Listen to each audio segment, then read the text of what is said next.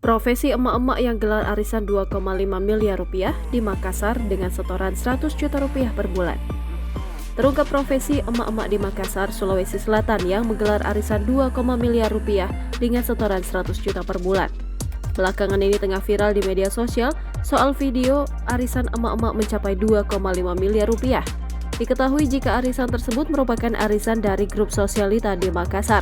Dikutip dari banjarmasinpost.co.id, dari informasi yang beredar, emak-emak itu ternyata adalah pengusaha produk kecantikan di Makassar. Hal tersebut dilakukan oleh grup sosialita di Makassar.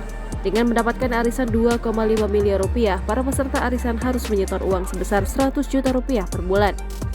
Hal tersebut tersebar luas di sejumlah akun Instagram, salah satunya di @undercover.id. Pada video yang beredar, terdapat segepok uang pecahan Rp100.000 dan Rp50.000 yang terpampang di antara kerumunan sosialita tersebut. Arisan itu tampak diadakan emak-emak sosialita ini di salah satu kafe.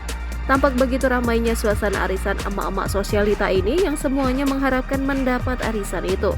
Video emak-emak sosialita arisan senilai 2,5 miliar rupiah tersebut kemudian diposting ulang oleh banyak akun di Instagram dan mendapatkan sejumlah reaksi dari warganet.